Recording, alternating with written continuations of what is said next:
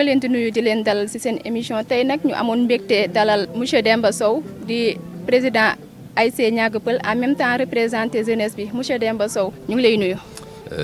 maa ngi leen di nuyu di kontaan ci invitation bi di nuyu aussi téléspectateur u Buzz Media di wax ne rek maa ngi ci seen disposition pour ci waxtaan bi nga xam ne tey bëgg ngeen ko seq ak man en tant que président de l'association sportive et culturelle de Niaga Peulh. ban implication la jeunesse bi am face au problème bi nga xamante ne mooy village bi mu ngi koy jànkoonteel. waaw suñu wax implication jeunesse ci biir dëkkam dañu wax ne nan la jeunesse nan la jeune bi les jeunes en général nu ñu war a taxawoo ba li nga xam ne moom ci seen biir dëkk la ñu mën a lépp loo xam ne dafay andi yokkute mooy développement ku ci nekk am nga ci rôle boo xam ne war nga ko mën a jouer. jeunesse nag mooy ndaw soo ñëwee ci dëkk da ngay gis des composantes da ngay gis mag ñi da ngay gis xale yi donc ci loolu l'ASC bu ñu nee ASC c'est une association c'est-à-dire fi nga xam ne nit ñi dañ fa ñoo booloo la benn mbooloo la boo xam ne entre mënuma la wax sax jeunesse mais la plus grande partie nag c'est la jeunesse quand même quand on dit ASC bien que nag dafay am ay mag dafay am ay jigéen mais à chaque fois suñu naan ASC rek suñu xel dafay toujours dem ci jeunesse bu ñu nee jeunesse aussi tranche d'âge la par exemple tey boo ko jëlee ñi nga xam ne tey à partir de peut-être 16 wala 16 ans 15 ans ba dem ba 35 45 ans loolu yëpp dañ leen mën nañ leen ci boole ñooñu boo xoolee tey lépp loo xam ne tey luy doxal dëkk bi lu koy taaral ak lu koy jëmale ci kanam ñoom dañ cee am wàlla man ci li ma seetlu par exemple man gëmuma ki nga xam ne dafa toog fële këram mu gis ne dara doxul mu toog di wax di naan boole wuñ ma nit ki soo ñëwee ci dëkk nga yàlla def nga juddu fa nga màgge fa jànge fa te chaque fois saa yoo demee foofu ngay ñëwaat ñibbisiwaat man li ma gëm mooy waruloo xaar ñu naan la ñëwal jàpp fii wala ñëwal def lii waaw parce que discours bi ngay faral di dégg jeunes yi dañu naan ñun boole wuñu ci dara paa yi ñoom ñooy def lépp mais attends pourtant paa yi ñoom ba ñu nekkee ci seen ndaw ñoom it dafa am ñeneen ñoo fa nekkoon ñoom bañ ci tolloo aussi dañu jël la relève di ko doxal donc pourquoi pas aussi jeunesse bi aussi ku ci nekk kenn warul xaar ak ku mu mën a doon ca dëkk ba nga nekk même doonte sax da nga fa toxu si démb waruloo xaal parce que kenn bëggul ngay dem ci yeneen dëkk ngay gis ñu fay defal ñu fay taaral ñu loolu di avancer yow sa dëkk mënoo kenn dara mënu fa avancer. bu ma déggee bu baax li nga wax mooy que ni jeunesse bi dese nañu engagement ils ne sont pas engagés. effectivement engagement boobu dafa des vraiment ci xale yi man seetlu naa ko te man mii di wax ak yow je pense que je suis vraiment placé pour xam ci dara parce que depuis bi ma ñëwee bi ma nekkee à Niaga Peulh ci lépp loo xam ne dafay def orientation ci wàllu jeunesse man ci laay dox ba fi may wax ak yow fii nii donc la plupart dafa am benn volet boo xam ne soo gisee jeunesse loolu moo leen di gën a intéressé ci dëkk doo gis jamais jeunesse bu ñu nee jeunesse tey imaginez ci wàllu environnement tey boo demee à Niaga Peulh c'était dans certains secteurs da ngay gis ne mbalit mi mu nga fa tu vois mais loolu pourquoi pas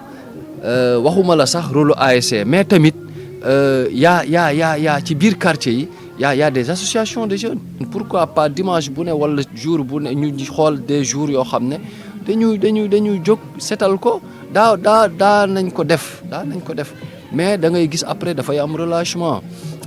li ma gis jeunesse bi aussi li leen gën a ñoral ñu leen gën a intéressé mooy surtout c'est le volet sport. On est ci biir nawetaan yi actuellement li leen intéressé mooy le sport dem terrain football yi ñëwaat te nag ba pare di laaj aussi que tous les privilèges yi nga xam ne ànd na ci aussi et ça c'est pas facile parce que vraiment ASC tey bu ñu nee association sportive sport et culture déjà culture aussi daf ciy bokk te loolu yëpp aussi da ngay gis ay manquement la te culture mun nga ci jaare sax ci développement aussi c'est une frange importante pour que vraiment dëkk mun fa jaar développer. D'accord yenn investissement yi jeunesse mënu ko def mais nag li ma jàpp ne vraiment jeunesse implication am ci biir dëkkam mooy tey war na ci wàllu reboisement war na ci mën a taxaw ci wàllu environnement setal war na ci mën a taxaw ci wàllu lépp loo xam ne tey écoles yi à la veille des ouvertures wala ak feneen tous les lieux de culte wala leneen ak leneen ñu taxaw ci aussi muy set. Des fois da nga koy gis y a des actions qui se font wax dëgg fa yàlla c'est à travers l'ASC aussi ñuy jéem mais le problème aussi que jeunesse ñi nga xam ne ñoom ñooy yor des postes de responsabilité ñu jox leen ko ñoom tamit ku ci nekk da nga dul doxal sa waar loolu mooy affaire bi aussi parce que ku ci nekk si on est organisé en association que ñu ne kii mooy président kii mooy association kii mooy le secrétaire général et ainsi de suite avec des commissions yi nga xam ne ku ci nekk commission la boo xam ne dafa am un rôle important lu muy dox je pense que après c'est aux commissions vraiment bu lépp loo xam ne secteur bu ñu la dénk nga mën ko doxal avec aussi avec des gens c'est-à-dire waxuñu la yow yaay def liggéey bi mais il faut proposer faire des propositions de dire que moi tel jour bëggoon naa ñu def setal tel jour bëggoon naa ñu def reboisement mais nan lañ koy doxalee ay garab la wala bu fekkente ne ay pelle la ay ratoog nangam mais ça on évalue fa muy dugg après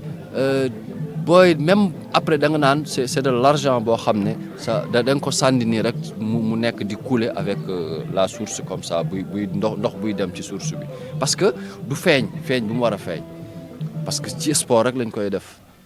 on a pris beaucoup de millions beaucoup investi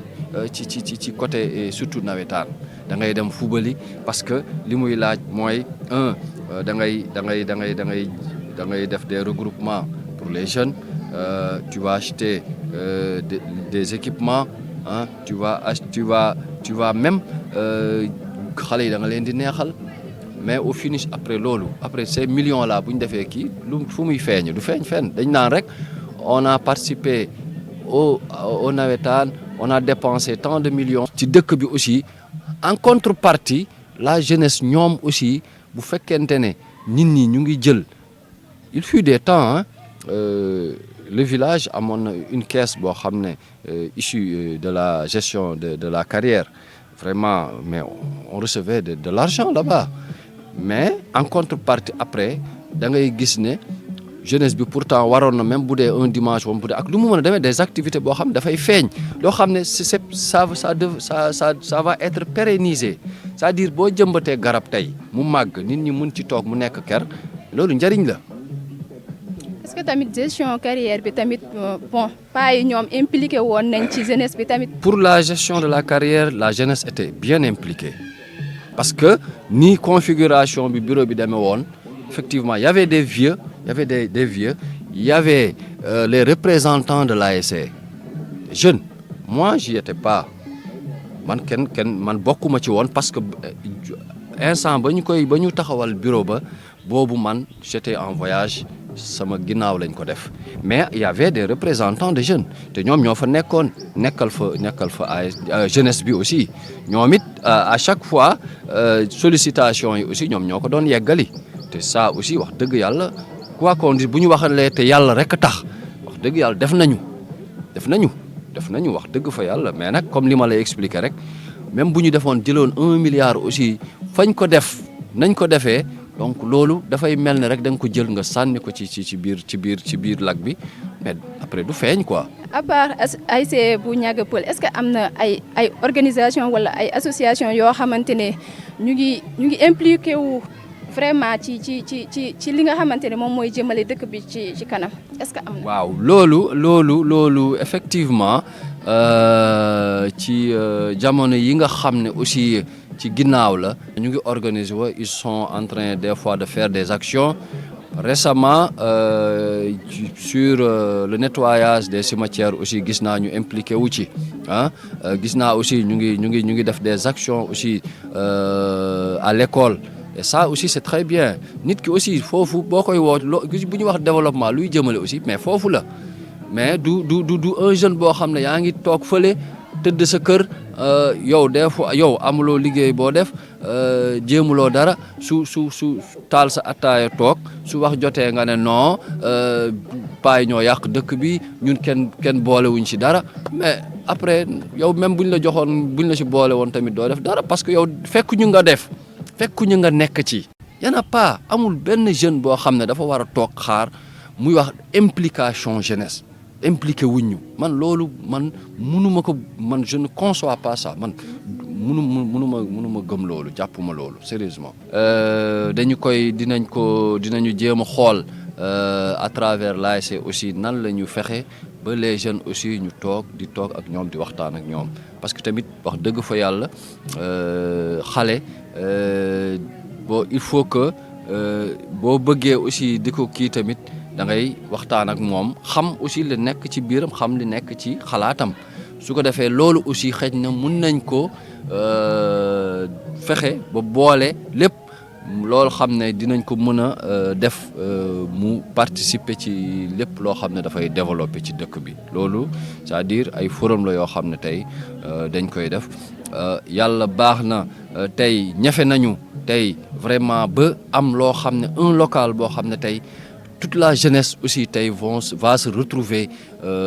foofu tey bu paree bu demee ba ñu livrer ko ba pare mooy le foyer des jeunes foofu c'est des activités yoo xam ne tey lépp fa mën a am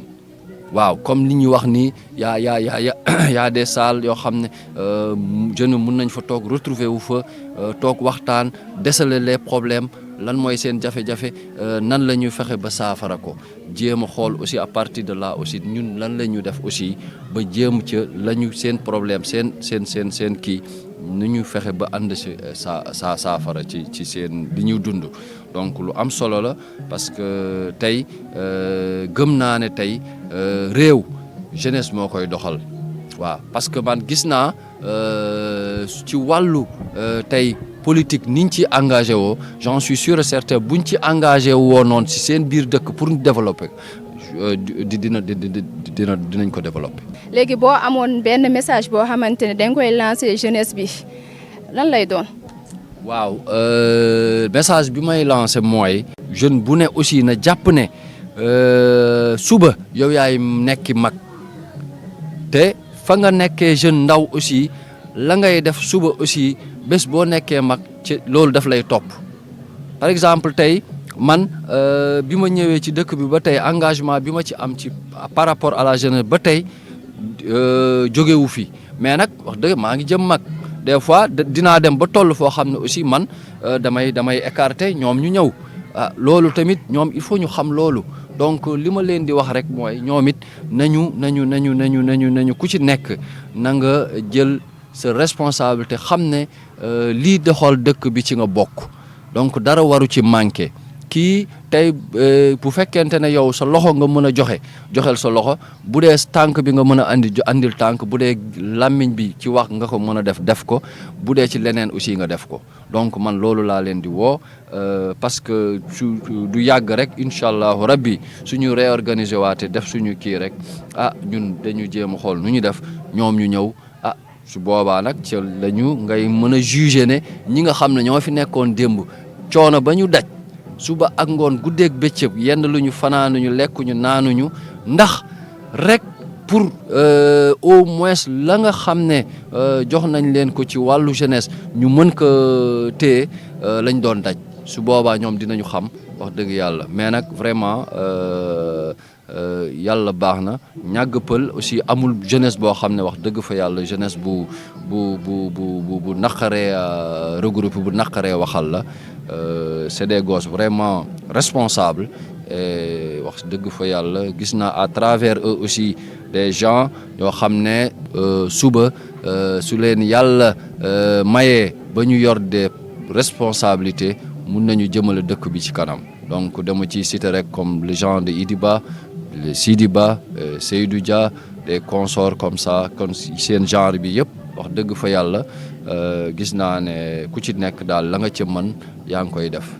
merci. Merci beaucoup à monsieur Sow d'avoir répondu à notre invitation et on se donne rendez-vous à très bientôt. Merci.